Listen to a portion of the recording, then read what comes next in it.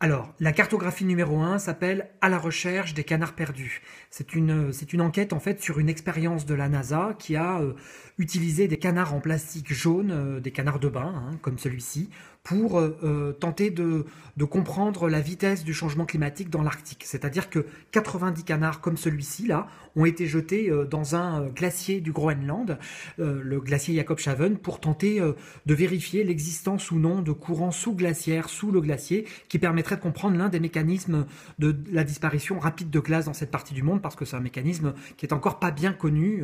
La glace ne fait pas, enfin en tous les cas, tous les scénarios que nous avons aujourd'hui sont toujours en deçà de la réalité observée sur le terrain, comme si en fait la glace fondait beaucoup plus vite que nous n'arrivons à la diagnostiquer. Alors il doit nous manquer une explication.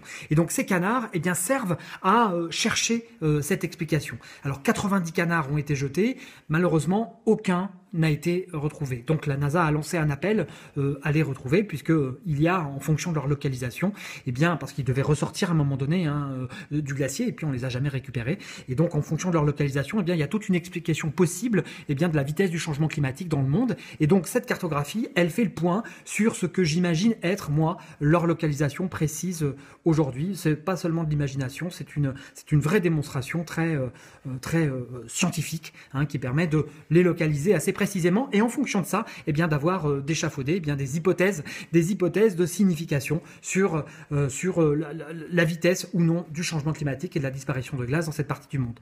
Voilà.